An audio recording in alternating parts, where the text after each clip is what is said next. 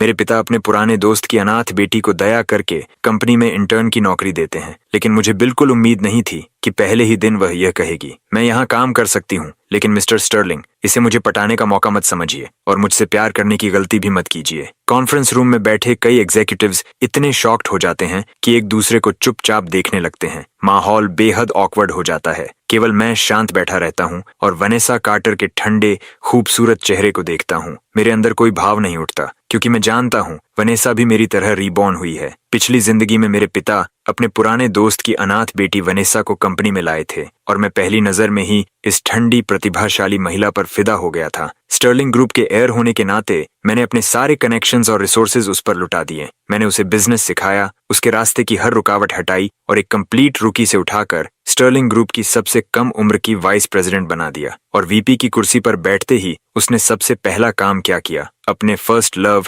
Tristan hello के साथ हाथ मिला लिया। वह हेल ग्रुप का गोल्डन एयर था, हमारा सबसे बड़ा राइवल। दोनों ने मिलकर स्टर्लिंग शेयर्स को खाली कर दिया और 3 पीढ़ियों से बने हमारे फैमिली एम्पायर को निगल लिया। मुझे आज भी वह बारिश वाली रात याद है। उसी कॉन्फ्रेंस रूम में मेरे माता पिता के सामने वह शार्प सूट पहनकर खड़ी थी और उसने घोषणा की थी कि स्टर्लिंग बैंकरप्ट हो चुका है और अब ओनरशिप बदल रही है। जाते जाते उसकी आंखें बर्फ जैसी ठंडी थीं। बिजनेस वॉर में प्यार नहीं होता, सिर्फ प्रॉफिट होता है। Good bye Adrian. अब उसे फिर उसी घमंडी और खुद को सबसे ऊंचा समझने वाले चेहरे के साथ देखकर मुझे सिर्फ घिन महसूस होती है। मेरे होंठों से एक ठंडी हंसी निकलती है। डैड, लगता है मिस कार्टर हमारी कंपनी के ऑफर से ज्यादा खुश नहीं है। क्यों न किसी और को चुन लिया जाए? पोजीशन वेस्ट करने का क्या फायदा? वनेसा का चेहरा तुरंत बदल जाता है। वह घबरा जाती है। नहीं, मेरा वह मतलब नहीं था। प्लीज गलत मत समझिए। उसे कंपोजर खोते देखकर मैं मुस्कुराता हूँ। अगले दिन मैं हमेशा की तरह अपनी रोल्स रॉयस में बैठकर ऑफिस जाने की तैयारी करता हूँ। बटलर आदर से कार डोर खोलता है, लेकिन वनेसा मुझसे पहले अंदर बैठ जाती है। एड्रियन, मैंने कल ही कहा था, मुझसे फ्लर्ट मत करो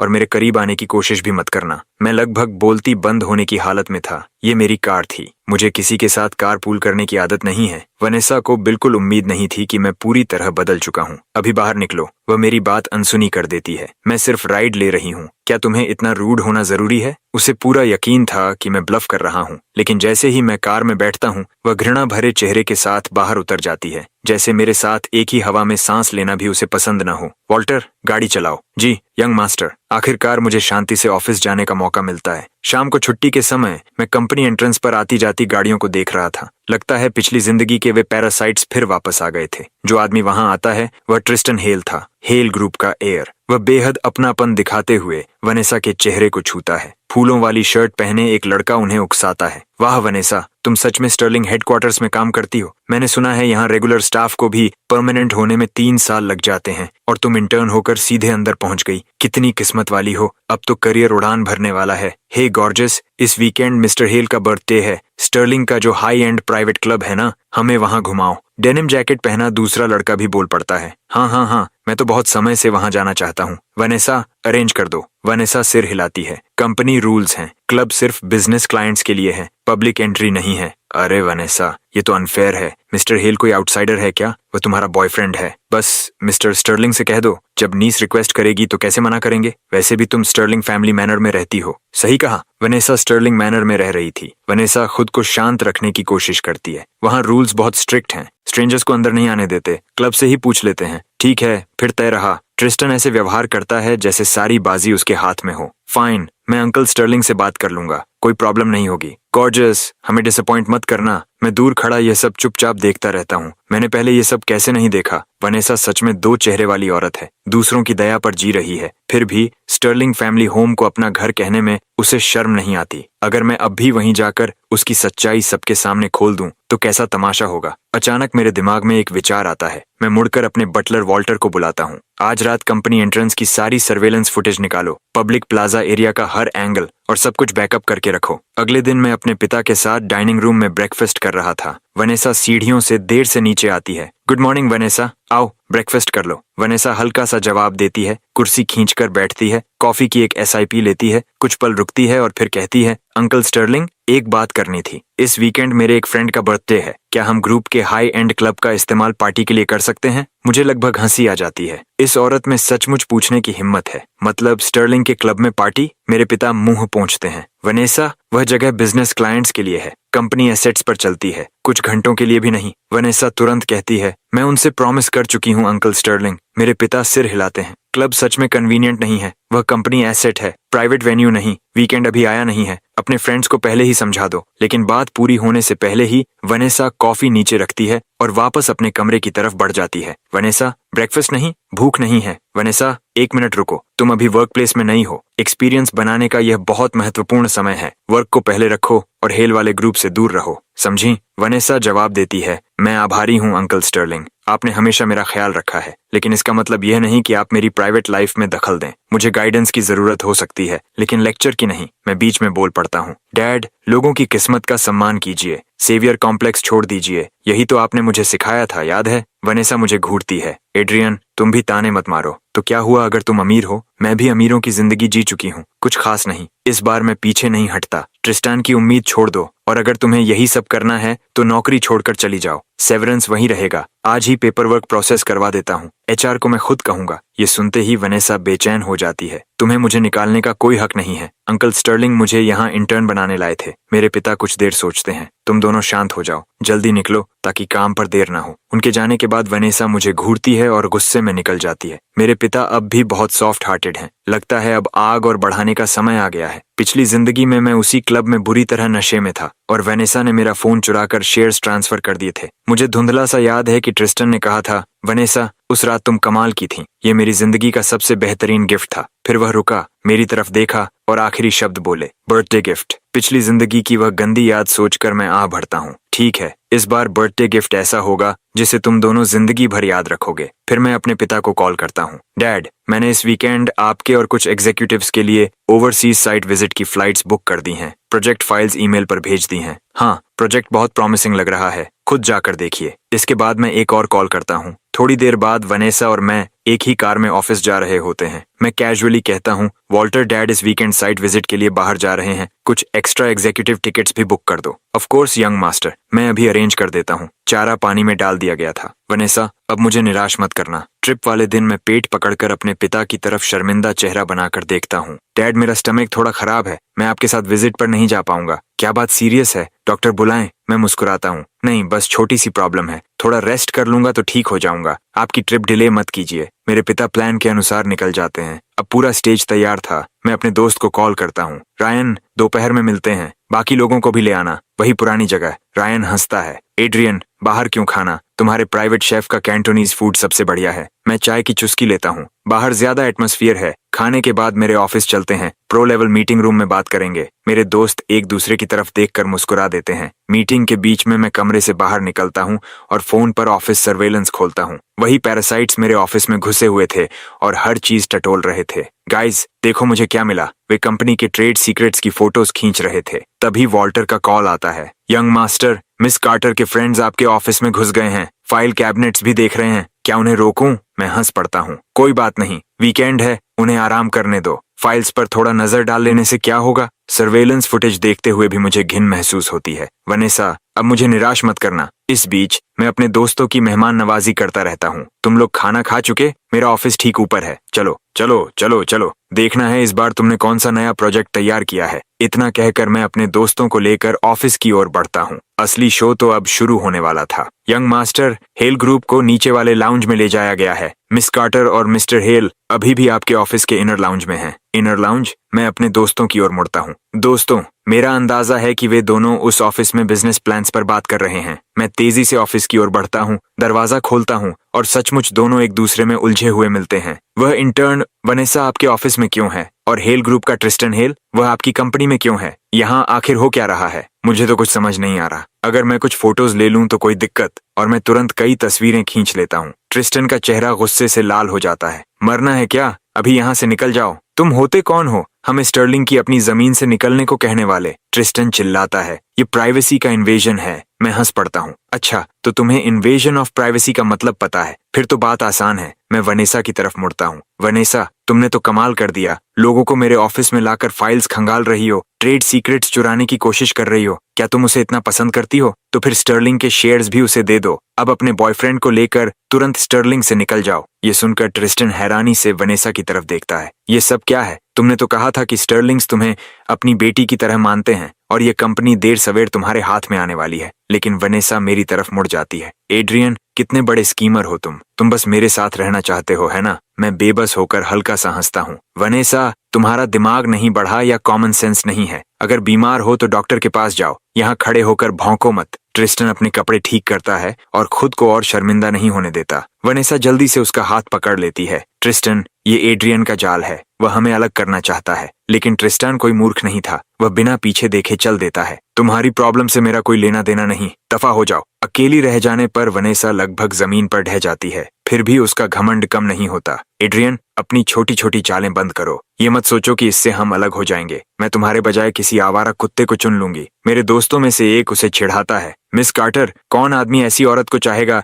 जो किसी और की कंपनी में आकर ये सब करे? यहाँ मोर बनकर मत घूमो, खुद को बहुत ज्यादा समझ रही हो, चाहे वह कितनी भी मजबूत बनने की कोशिश करे। ये बात आखिरकार वनेसा को तोड़ देती है। तभी कोई और बोल पड़ता है, और तुम वही ऑर्फन हो ना, तुम्हारे पिता के पुराने दोस्त की बेटी, जिसे स्टर्लिंग परिवार ने अपनाया था। क्या अपनाया था? दूसरा चौंक जाता है। लेकिन बाहर तो सब कहते हैं कि वह ओवरसीज एजुकेटेड एलीट है। रुको, मैंने तो इसे रोल्स रॉयस से उतरते भी देखा है।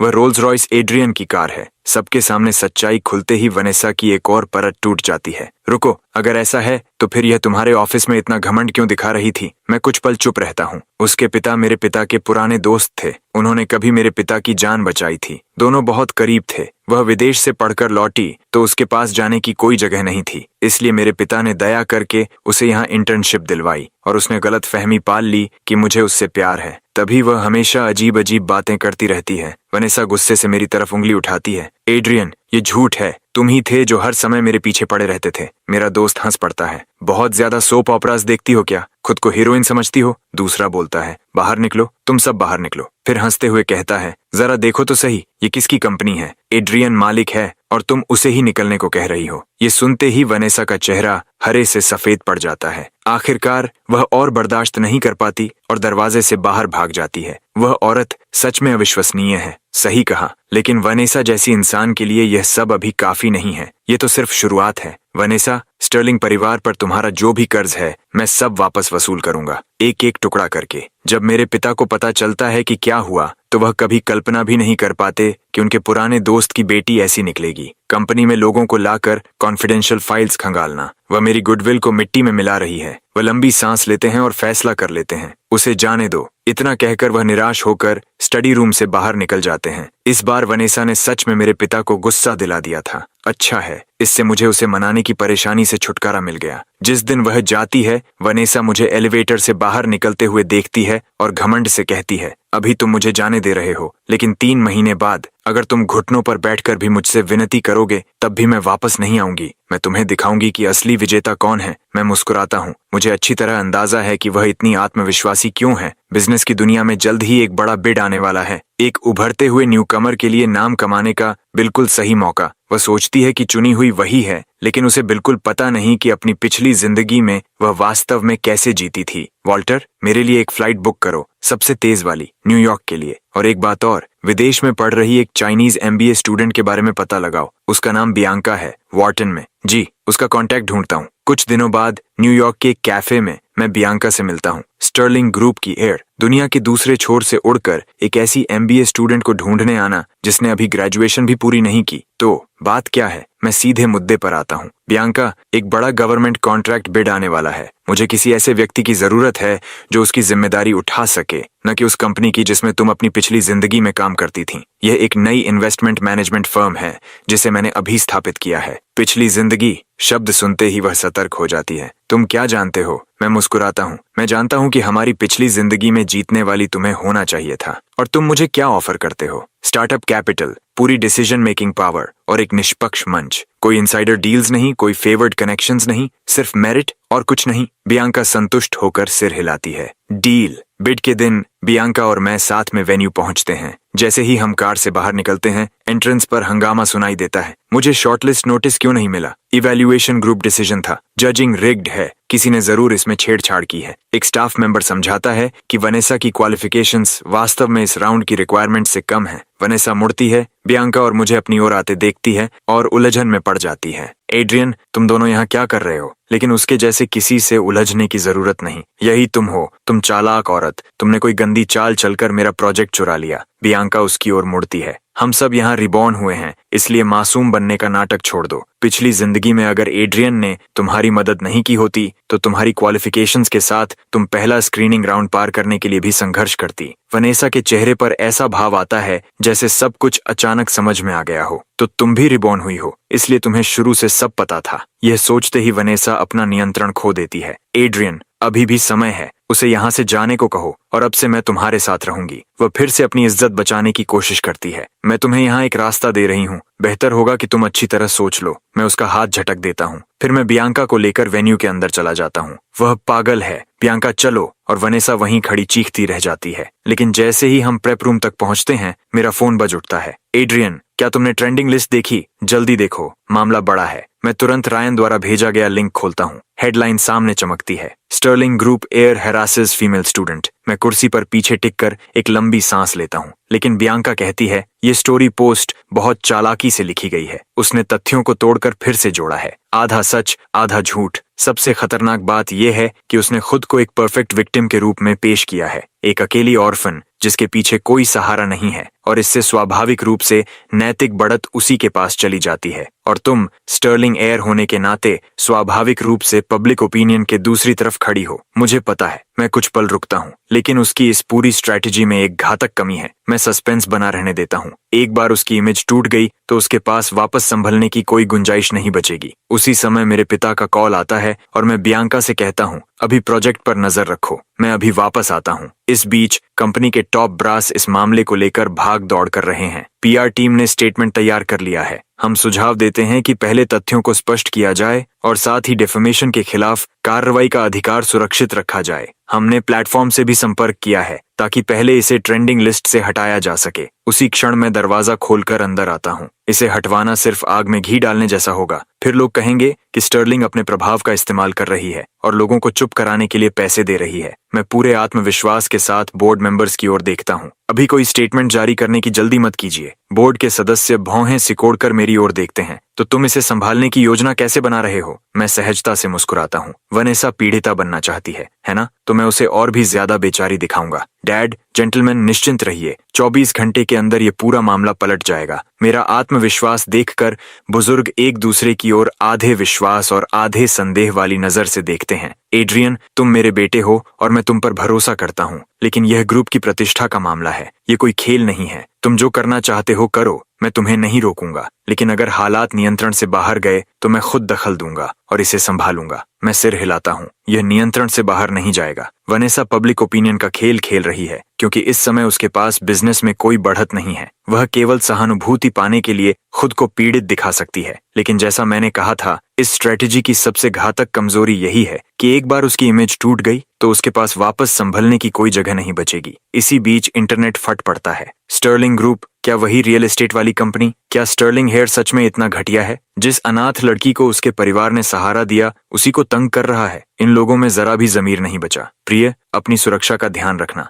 जरूरत पड़े तो पुलिस को बुलाना। स्टर्लिंग का बॉयकॉट करो। ऐसी कंपनी को अस्तित्व में ही नहीं होना चाहिए। मैं इस सारी चर्चा को ठंडी नजरों से देखता हूँ। जल्दी मत करो, असली तमाशा अभी शुरू हुआ है। रायन, उस दिन की जो वीडियो मैंने रिकॉर्ड की थी उसे पोस्ट कर दो। फोन से मेरे दोस्त की उत्साहित आवाज आती है। मैं कब से तुम्हारे ये कहने का इंतजार कर रहा था। बियांका उलझन में पड़ जाती है। अभी पोस्ट करें और सबूतों का इंतजार नहीं करेंगे? मैं उसे बताता हूँ कि अभी सिर्फ एक टुकड़ा छोड़ दो और लोगों को गुस्से में आने दो। वे जितना जोर से गालियां देंगे, थप्पड़ उतना ही जोर से पड़ेगा। वनेसा, तुम्हें ट्रेंडिंग पसंद है ना? इस बार मैं तुम्हें दिल खोलकर ट्रेंड करने दूंगा। कुछ समय तक मामला उबलने देने के बाद जवाब आता है। वॉल्टर ने हेल ग्रुप से सारी फुटेज हासिल कर ली है। हमारे पास पार्किंग लॉट, एलिवेटर्स, ट्रिस्टैन के ऑफिस के बाहर का पूरा हॉलवे और उस दिन कंपनी एंट्रेंस की फुटेज भी है जिसमें वनेसा और ट्रिस्टन उस पूरे ग्रुप से बात कर रहे थे। सब कुछ मिल चुका है। टाइमलाइन पूरी तरह मेल खा रही है। सारा मटेरियल एक लंबे पोस्ट में टाइमलाइन के हिसाब से व्यवस्थित कर दो। हर एंट्री के साथ उसकी मैचिंग इमेजेस और कैप्शंस लगाओ।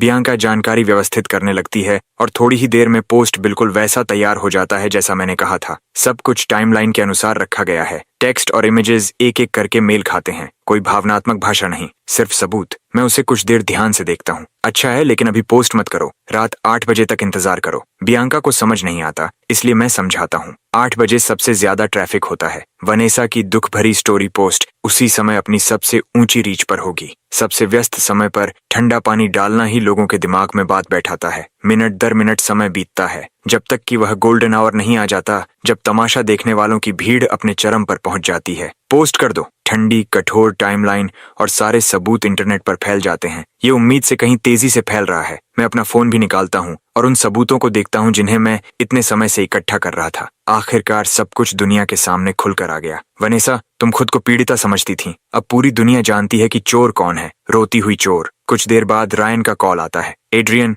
ये चाल बहुत खतरनाक थी। ये पागलों की तरह वायरल हो रही है। जो लोग अभी तक तुम्हें गालियां दे रहे थे वही अब माफी मांगने दौड़े चले आ रहे हैं। कह रहे हैं कि वनेसा कार्टर ने उन्हें इतने समय तक अंधा बनाए रखा। हाँ, रुको, अभी एक और लीक सामने आया है। स्टर्लिंग के रिसोर्सेज तो बस लेने के लिए पड़े हैं। वह बेवकूफ एड्रियन मेरी हर बात मानता है। स्टर्लिंग का बूढ़ा मालिक सबसे आसान शिकार है और एड्रियन बस एक दिमागहीन अमीर लड़का जिसे आसानी से खेला जा सकता है। किसी ने तुम्हारे जारी किए हुए लंबे पोस्ट को इन चैट स्क्रीनशॉट्स की टाइमलाइन के साथ मिलाकर देखा और पाया कि वनेसा की उस दुख भरी स्टोरी पोस्ट में जिन तारीखों को उसने हैरेसमेंट बताया था, उन हर तारीख पर वह ट्रिस्टन हेल के साथ डेट पर थी। इस समय Vanessa the two faced topic trending list में सीधे नंबर 2 पर पहुंच गया है। उसे ट्रेंड करना पसंद है ना? तो उसे भरपूर ट्रेंड करने दो। अगले दिन मेरे पिता परिणाम देखते हैं और मानते हैं कि मैंने मामला अच्छी तरह संभाला, लेकिन एक बात कम रह गई। मैंने ये कम आंका था कि वनेसा कितना नुकसान पहुंचा सकती है। अगर इस बार तुम्हारे पास वह सर्विलेंस फुटेज न होती, सिर्फ तुम्हारी बात उसके खिलाफ होती, तो क्या तुम्हें लगता है कि कोई तुम पर विश्वास करता? मैं सिर हिलाता हूँ। मैं ये बात याद रखूंगा डैड। और एक बात, यह वह लीगल नोटिस है जिसे हमारी लीगल टीम ने कल रात तैयार किया था। ये पहले ही वनेसा को भेजा जा चुका है। डेफेमेशन, उसकी रेपुटेशन के अधिकार का उल्लंघन और ट्रेड सीक्रेट्स की चोरी का प्रयास। 3 आरोप उसे पूरी तरह दबाने के लिए काफी हैं। मैं अपने हाथ में पकड़े नोटिस की ओर देखता हूँ और पूछता हूँ, डैड, वनेसा के पिता ने कभी आपकी जान बचाई थी। क्या आप सच में यह सब कर सकते हैं? मेरे पिता कुछ देर चुप रहते हैं, फिर मेज पर रखी पुरानी फोटो की ओर देखते हैं। मेरा पुराना दोस्त मेरा कॉमरेड इन आर्म्स था और वही आदमी था जिसने मेरी जान बचाई थी। अगर वह आज जिंदा होता तो मैं वह कर्ज चुकाने के लिए अपना सब कुछ दे देता, लेकिन उसकी बेटी वह नहीं है। मेरा कर्ज उसकी जिंदगी का है, वनेसा का नहीं। उसने सीमा पार कर दी है। उसने इस कंपनी की नींव पर हमला किया है। मेरे पिता कुछ पल रुकते हैं। यह अब कोई व्यक्तिगत दुश्मनी नहीं रही। ज्यादा समय नहीं बीतता कि कंपनी के भीतर यह खबर फैल जाती है। एक खबर है जो तुम्हें दिलचस्प लग सकती है। हेल ग्रुप ने आज सुबह सबसे पहले एक इंटरनल मेमो जारी किया है। वनेसा की इंटर्नशिप आधिकारिक रूप से रद्द कर दी गई है। उसी समय हेल ग्रुप के ऑफिशियल अकाउंट के माध्यम से ट्रिस्टन ने एक पब्लिक स्टेटमेंट जारी किया। ट्रिस्टन जैसा अमीर एयर, थोड़े समय के संबंध की बात अलग है, लेकिन वह उसके लिए पूरी बिजनेस वर्ल्ड को अपने खिलाफ नहीं करेगा। और एक बात, मीडिया ने वर्षों के दौरान ट्रिस्टन की हर गर्लफ्रेंड की सूची भी निकाल ली है। मॉडल्स से लेकर इन्फ्लुएंसर्स और हेरेसिस तक उनकी एक लंबी सूची है। रिपोर्ट्स में बताया गया है कि इस वीकेंड उसका बर्थडे पार्टी हमेशा की तरह हुआ। उसके साथ एक नई लड़की थी और पूरे समय वनेसा का एक बार भी जिक्र नहीं हुआ। कुछ ही देर बाद वनेसा की प्रतिक्रिया आती है। वही है। जैसे ही मैं कॉल उठाता हूँ, गालियों की बौछार शुरू हो जाती है। एड्रियन, आखिर तुम चाहते क्या हो? मुझे कोने में धकेलकर तुम्हें खुशी मिलती है ना? ठीक है, अगर मैं अभी माफी मांग लूं तो मैं स्टेटमेंट जारी कर दूंगी। मैं साफ कर दूंगी कि यह सब एक गलत फहमी थी। बस लीगल टीम से कहो कि केस वापस ले ले। बस करो वनेसा। क्या तुम्हें लगता है कि यह दुनिया तुम्हारी शर्तों पर चलती है? जब चाहो किसी पर कीचड़ उछाल दो, जब चाहो अपना नाम साफ कर लो।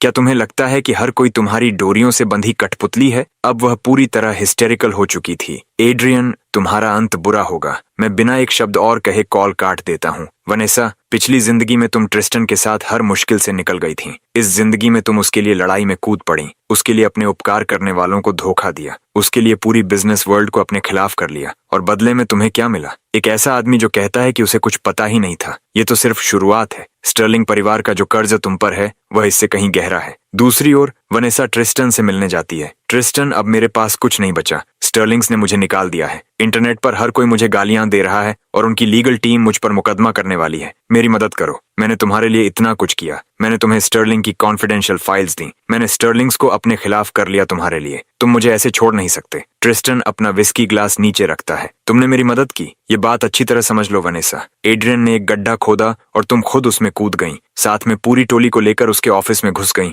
और सब कुछ कैमरा में साफ साफ रिकॉर्ड हो गया। तुम्हें जरा भी अंदाजा है कि हेल के शेयर होल्डर्स अब मुझे किस नजर से देखते हैं? तो तुम्हारे उस स्टेटमेंट का क्या मतलब था? सिर्फ दोस्त? ट्रिस्टन, हम इतने लंबे समय से साथ हैं। वह डैमेज कंट्रोल था। अगर मैं तुमसे दूरी नहीं बनाता तो क्या हेल भी तुम्हारे साथ डूब जाए? ट्रिस्टन फिर से विस्की की चुस्की लेता है। फिर भी तुम पूरी तरह बेकार नहीं हो। 3 महीने बाद एक गवर्नमेंट कॉन्ट्रैक्ट बिड आने वाला है। हेल उसे हर हाल में जीतना चाहता है। तुम इतने समय तक स्टर्लिंग्स के करीब रही, है ना? तुम्हें उनके बिजनेस की पूरी जानकारी होगी। हेल को यह प्रोजेक्ट दिलाने में मदद करो और मैं तुम्हें जॉब दूंगा। Project director, 7 figure salary. Vanessa कुछ क्षणों के लिए जड़ हो जाती है। तुम सच कह रहे हो? बिल्कुल। एड्रियन को तुम सबसे बेहतर जानती हो। अपने दुश्मन को जानो और तुम कभी हारोगी नहीं। यही तुम्हारा एकमात्र मौका भी है वापस उठ खड़े होने का। वनेसा दांत भींचती है। ठीक है, मैं मदद करूंगी। अब तुम वही वनेसा लग रही हो जिसे मैं जानता हूँ। एक बार फिर वे दोनों आपसी स्वार्थ से बंध जाते हैं। एड्रियन, तुम्हें लगता है कि तुम जीत गए? असली खेल तो अभी शुरू हुआ है। अगले महीने की 15 तारीख को रिव्यू तय है। अब तक बियांका और मेरे बीच अच्छी समझ बन चुकी है। मैं तुम्हारे प्रपोजल को पहले ही चौथी बार रिवाइज कर चुकी हूँ।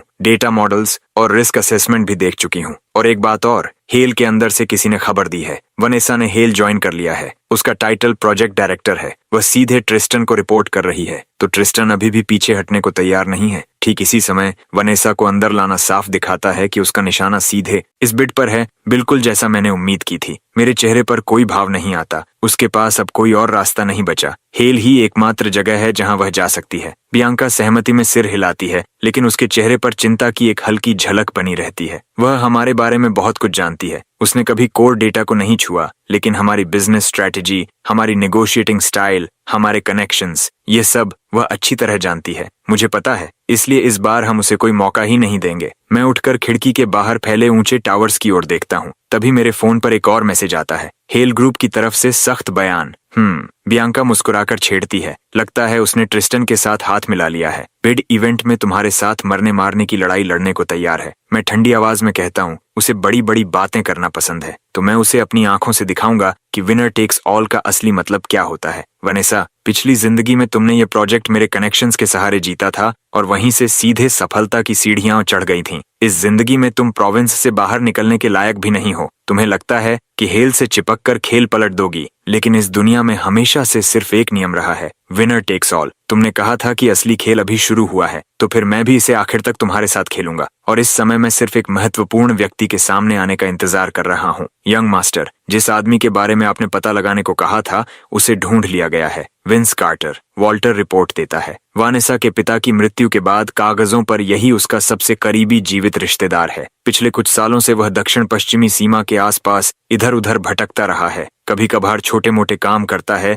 लेकिन ज्यादातर समय गैम्बलिंग टेबल पर बिताता है। जब वनेसा विदेश में पढ़ते हुए संघर्ष कर रही थी, तब उसके सबसे कठिन समय में भी इस अंकल ने एक बार भी उसे फोन नहीं किया। वॉल्टर कुछ पल रुकता है, लेकिन जब मैंने उसे ढूंढा, वह एक मजोंग पार्लर के बाहर झुका बैठा था। जैसे ही उसने तुम्हारी भतीजी स्टर्लिंग ग्रुप में है ये सुना, उसकी आंखों में चिंता नहीं बल्कि लालच चमका। शायद उसने सोचा कि वनेसा ऊपर पहुंच गई है और अब वह अंकल होने के नाते उसका हिस्सा भी ले सकता है। वॉल्टर की लाई हुई खबर मेरा मूड अच्छा कर देती है। उसे यहाँ लेकर आओ और कहो कि उसकी प्यारी भतीजी को अपने अंकल की जरूरत है। समझ गया। इसके साथ ही वनेसा की एक और कमजोरी मेरे हाथ लग जाती है, ऐसी कमजोरी जिससे निपटना उसके लिए आसान नहीं होगा। अगले दिन वॉल्टर एक फटे पुराने कपड़े पहने आदमी को स्टर्लिंग एस्टेट लेकर आता है। तो तुम स्टर्लिंग्स के यंग मास्टर हो। मेरा नाम विंस कार्टर है। मैं वनेसा का अंकल हूँ। उसके पिता जल्दी गुजर गए थे, इसलिए अंकल होने के नाते मैं उसका सबसे बड़ा अभिभावक हूँ। मैंने सुना कि तुम्हारे परिवार ने मेरी भतीजी को अपने घर में जगह दी, उसे नौकरी दी और रहने का ठिकाना दिया।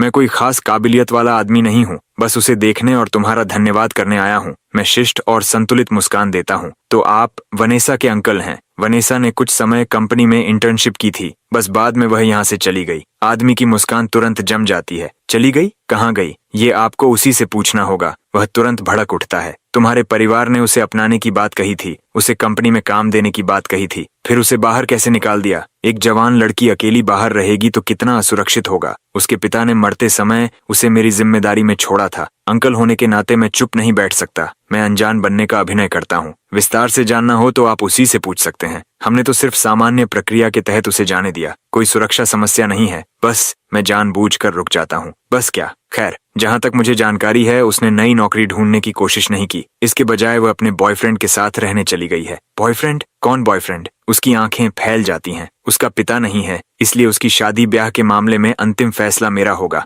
उसके अंकल का। कौन है वह निकम्मा लड़का जो मेरी भतीजी पर हाथ डालने की हिम्मत कर रहा है? मुझे वहां ले चलो। मैं दिखावे के लिए एक बेबस सांस छोड़ता हूँ। वॉल्टर, गाड़ी निकालो। वनेसा, समय आ गया है कि तुम स्टर्लिंग्स का कर्ज चुकाओ। और इस तरह वनेसा के अंकल और मैं शहर के बाहरी इलाके में स्थित एक प्राइवेट विला की ओर निकल पड़ते हैं। रास्ते में मैं सड़क किनारे पड़ा एक आसान सा गोल्फ क्लब उठा लेता हूँ। तुम गोल्फ क्लब क्यों उठा रहे हो? वह पूछता है। रास्ता उबड़ खाबड़ है, इसे वॉकिंग स्टिक की तरह इस्तेमाल कर लूंगा, मैं जवाब देता हूँ। जैसे ही हम उस आलीशान विला में प्रवेश करते हैं, प्रेमियों की आवाजें हवा में गूंज रही होती हैं। तभी संयोग से मेरे हाथ से गोल्फ क्लब गिर जाता है और संयोग से ही वनेसा का अंकल वह सामान उठा लेता है जो मैंने गिराया था। कर्कश हंसी की दिशा में बढ़ते हुए वह एक दरवाजे तक पहुंचता है। जैसे ही वह दरवाजा खोलता है, बिस्तर पर बैठी औरत का चेहरा सदमे से सफेद पड़ जाता है। ट्रिस्टन हमेशा से हवा का रुख पहचानने वाला आदमी रहा है, लेकिन अब तक अंकल का गोल्फ क्लब चल चुका था। तू छोटे बदमाश, मेरी भतीजी पर हाथ डालने की हिम्मत करता है। उसका बाप नहीं रहा तो क्या उसका अंकल भी मर गया? उसकी जगह मैं तुझे सबक सिखाऊंगा। कुछ ही क्षण पहले की उसकी खुशी भरी आवाजों से बिल्कुल अलग ट्रिस्टन की दर्द भरी चीखें गूंज उठती हैं। वह गोल्फ क्लब घुमाते हुए अंकल को धक्का देता है और बैल्कनी की ओर भागता है, लेकिन कई सालों से सड़ी हुई रेलिंग से टकराकर नीचे गिर पड़ता है। जैसे ही उसे एहसास होता है कि बड़ी मुसीबत हो गई है, वह आदमी तुरंत होश में आता है और वहां से भाग निकलता है। हॉस्पिटल के इमरजेंसी रूम में ट्रिस्टान को तुरंत इलाज के लिए ले जाया जाता है। मैं एक तरफ चिंतित खड़ा इंतजार करता हूँ। आखिर कोई भी अपने सिर पर किसी की मौत नहीं चाहता। डॉक्टर, वह कैसा है? डॉक्टर गंभीर आवाज में कहते हैं, मरीज की रीढ़ की हड्डी बुरी तरह क्षतिग्रस्त हो चुकी है। हम समय पर पहुंच गए और उसकी जान बचा ली, लेकिन कमर से नीचे का हिस्सा हमेशा के लिए लकवाग्रस्त हो गया है। आपकी मेहनत के लिए धन्यवाद। मेडिकल स्टाफ का धन्यवाद करने के बाद मेरे भीतर भावनाओं की लहर उठती है। तुलना करूं तो लगता है पिछली जिंदगी में मैं तुमसे थोड़ा ज्यादा भाग्यशाली था। कम से कम मेरी मौत जल्दी हो गई थी, और सच कहूं तो मैं चाहता हूं कि तुम अभी काफी लंबे समय तक जिंदा रहो। 100 साल तो आदर्श रहेंगे। तुम्हारे मेडिकल बिल्स भी मैं अपनी जेब से भर सकता हूँ। दूसरी तरफ मिसेस हेल और वनेसा दोनों हॉस्पिटल पहुंचती हैं और एक दूसरे को देखते ही दुश्मनों की तरह भड़क उठती हैं। मिसेस हेल, ये मेरी गलती नहीं है, ये मेरे अंकल ने किया। जाकर मेरे अंकल से बात कीजिए। ये सुनते ही मिसेस हेल के भीतर का गुस्सा फट पड़ता है। अगर तुमने मेरे बेटे को अपने जाल में न फंसाया होता तो क्या तुम्हारा अंकल कभी यहाँ आता? अगर उसने मेरे बेटे को न पीटा होता तो मेरा बेचारा बेटा कभी नहीं गिरता। ये सब तुम्हारी गलती है। लेकिन मिसेस हेल पहले ही अपनी सजा तय कर चुकी थी। तुम मेरे बेटे से शादी करोगी और जीवन भर उसकी देखभाल करोगी। वनेसा बिजली गिरने जैसी हालत में खड़ी रह जाती है। नहीं, मैं अभी भी काम करना चाहती हूँ। मैं अपना करियर बनाना चाहती हूँ।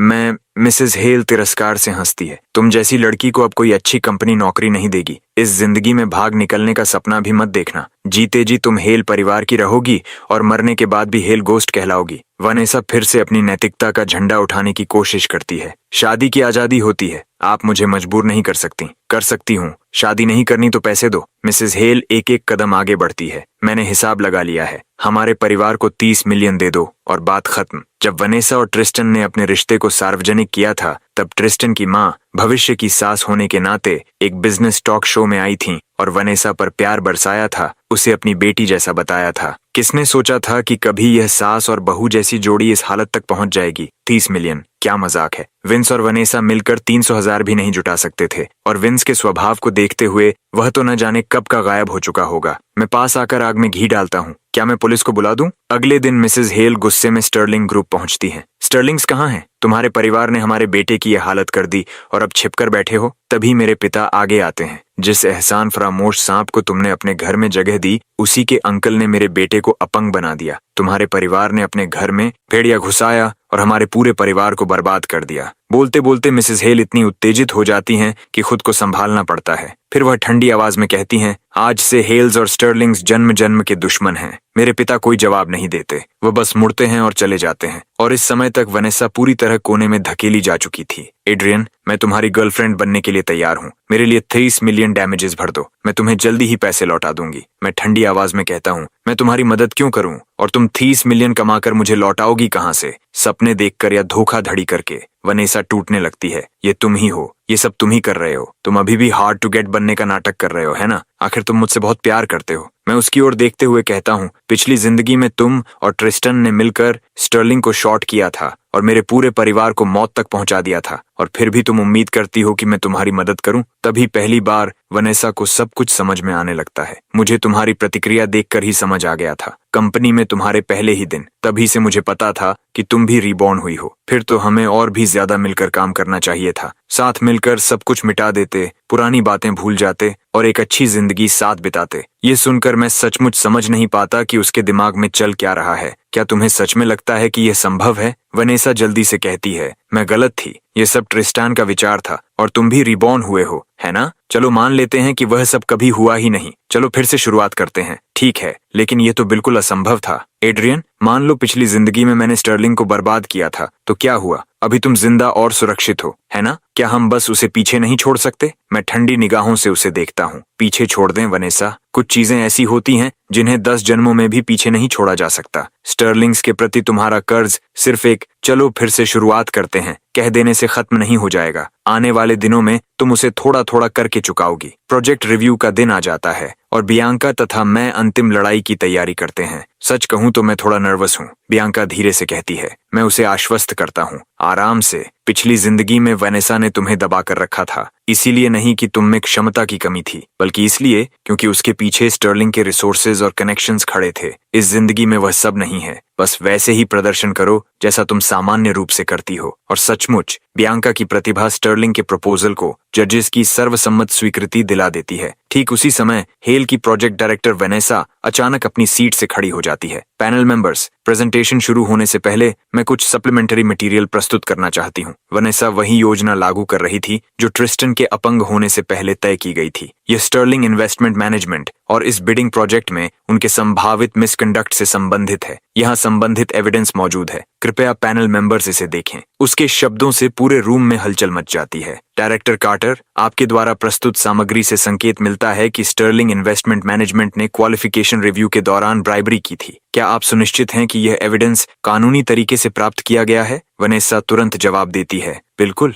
सोर्स पूरी तरह कानूनी है। रिकॉर्डिंग उचित माध्यमों से प्राप्त की गई है। मैं डॉक्यूमेंट उठाकर उसमें दर्ज रिकॉर्डिंग पर नजर डालता हूँ। उसमें केवल मैं और बियांका पैनल के साथ संबंधों की स्थिति की पुष्टि कर रहे थे। डायरेक्टर कार्टर, आपके द्वारा प्रस्तुत एविडेंस वास्तव में असली है, लेकिन क्या आपने उसका एक हिस्सा छोड़ नहीं दिया? मैं पैनल की ओर मुड़ता हूँ। पैनल मेंबर्स, बियांका को पैनल चेयर के सामने रिकमेंड करने के बाद मैंने तुरंत एक और बात कही थी, लेकिन सब कुछ रिव्यू क्राइटेरिया के अनुसार ही होना चाहिए। मुझे बियांका की क्षमता पर पूरा विश्वास है। जब मैंने कहा था कि सब अरेंज हो गया है, मेरा मतलब था कि बियांका की डिग्री, सर्टिफिकेट्स, वर्क हिस्ट्री और प्रोजेक्ट एक्सपीरियंस के नोटराइज्ड रिकॉर्ड्स पूरी तरह जमा कर दिए गए हैं। मैं आगे कहता हूँ, इन दोनों हिस्सों को जानबूझकर काट दिया गया, तोड़ मरोड़ कर पेश किया गया और सिर्फ एक उद्देश्य से इस्तेमाल किया गया, यही रिव्यू के दौरान अराजकता फैलाने और प्रक्रिया को बाधित करने के लिए। तभी पैनल चेयर आगे आते हैं। मैं इसकी गवाही दे सकता हूँ। यह वह कंप्लीट रिकॉर्डिंग और ईमेल रिकॉर्ड है जब मिस्टर स्टर्लिंग ने बियांका की रिकमेंडेशन मुझे भेजी थी। पैनल मेंबर्स कृपया इसकी जांच कर सकते हैं।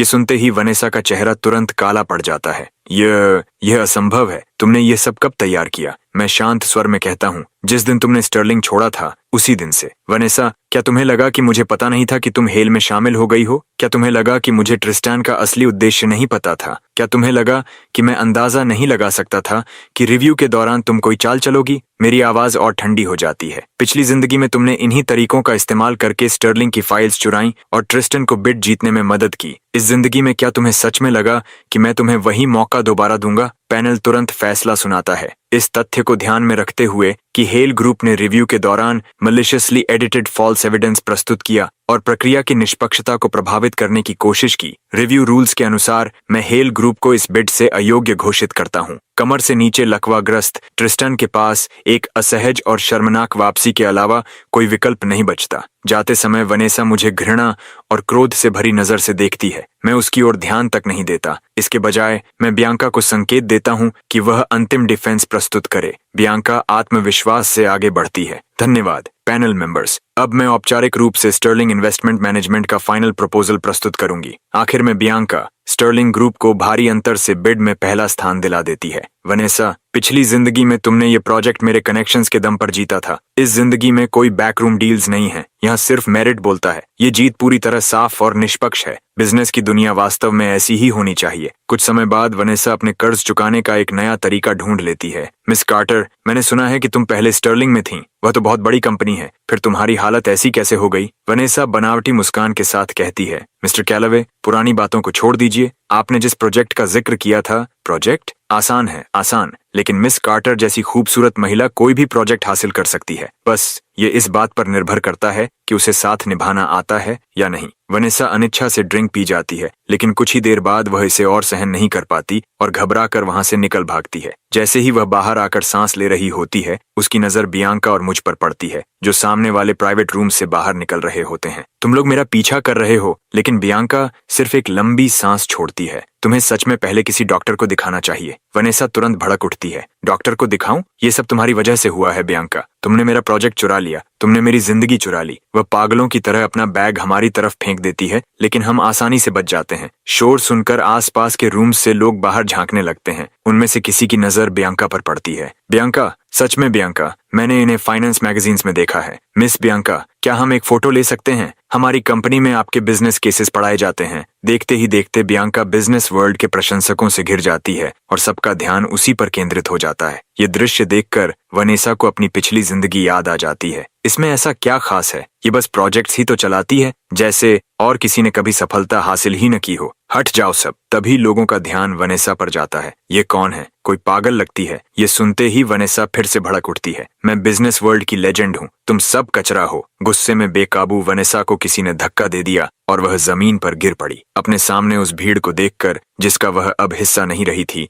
वनेसा के भीतर संघर्ष करने की आखिरी इच्छा भी खत्म हो जाती है। चलो, मैं कहता हूँ, क्लब स्टाफ इसे संभाल लेंगे। सब लोग चले जाते हैं और वनेसा अकेली वहीं बहुत देर तक बैठी रह जाती है। कुछ समय बाद मैं एक नर्सिंग होम पहुंचता हूँ। मिस्टर स्टर्लिंग, आप फिर मिस्टर हेल से मिलने आए हैं। मिस्टर हेल की रिकवरी हाल ही में काफी अच्छी रही है और उसका सबसे बड़ा कारण निश्चित रूप से आपकी व्यवस्था है। जैसे ही वार्ड का दरवाजा खुलता है, एक तेज बदबू बाहर फैल जाती है। ट्रिस्टन बिस्तर पर पड़ा है। बढ़ी हुई दाढ़ी और थके हुए चेहरे के साथ उसके पुराने व्यक्तित्व का कोई निशान नहीं बचा। माफ कीजिए मिस्टर स्टर्लिंग, पिछले कुछ दिनों से हम बहुत व्यस्त थे और मिस्टर हेल को नहला नहीं पाए। मैं अभी किसी को भेजता हूँ। मैं सिर हिलाता हूँ। कोई बात नहीं, मुझे पता है यहाँ आपके लिए भी हालात आसान नहीं है। डायरेक्टर राहत की सांस लेता है। मिस्टर स्टर्लिंग कितने वफादार और दयालु हैं। उनके अपने माता पिता भी अब उनसे मिलने नहीं आते, फिर भी मिस्टर स्टर्लिंग ने अपनी जेब से पैसे देकर उन्हें यहाँ रखा है। सचमुच एक जीवित संत। अंदर ही अंदर मुझे हंसी आती है। अगर मुझे यह न पता होता कि यह जगह सिर्फ पैसे लेती है और कुछ नहीं करती, सिर्फ इतना सुनिश्चित करती है कि आदमी जिंदा रहे, अच्छा नहीं जिए, तो मैं ट्रिस्टन को यहाँ क्यों भेजता? और एक दूसरे वार्ड में वनेसा पड़ी हुई है। मिस कार्टर अपने होम टाउन लौटने के बाद बिल्कुल अकेली रह गई थी। उनके पास कोई नहीं था। कुछ समय बाद वह गंभीर रूप से बीमार हो गईं और उनकी देखभाल करने वाला भी कोई नहीं था। जब उन्हें यहाँ लाया गया, तब तक बीमारी अंतिम चरण में पहुंच चुकी थी। डॉक्टर का कहना है कि उनके पास अब ज्यादा समय नहीं है। अलविदा वनेसा, पिछली जिंदगी में तुम स्टर्लिंग के बोर्ड रूम में खड़ी हुई थी और मेरे माता पिता के सामने स्टर्लिंग की बैंकरप्सी की घोषणा ऐसे की थी जैसे कोई वसीयत पढ़ रही हो। तुमने कहा था, बिजनेस में प्यार नहीं होता, सिर्फ प्रॉफिट होता है। इस जिंदगी में प्रॉफिट खत्म हो चुका है, प्यार भी चला गया है और अब तुम्हारे पास सिर्फ ये हॉस्पिटल वार्ड बचा है। जैसा करोगे वैसा भरोगे। तुम्हारे हिस्से में बस यही आना चाहिए था। 1 महीने बाद business leader of the year awards में होस्ट मंच पर आता है। अब हम इस वर्ष की शीर्ष बिजनेस लीडर मिस बियांका को मंच पर आमंत्रित करते हैं। जोरदार तालियों के बीच बियांका मंच पर पहुंचती है। जजेस का धन्यवाद, मेरी टीम का धन्यवाद और मेरे पार्टनर का धन्यवाद। वह कुछ क्षण रुकती है। मैं अपने पार्टनर मिस्टर एड्रियन स्टर्लिंग से मुझसे शादी करने का अनुरोध करना चाहती हूँ। पूरा हॉल एक पल के लिए स्तब्ध रह जाता है। अगले ही क्षण बियांका तेज कदमों से मेरी ओर बढ़ती है, जबकि मैं पूरी तरह चौंका हुआ खड़ा रहता हूँ। फिर वह मुस्कुराकर धीरे से कहती है, आज रात मर्जर प्रपोजल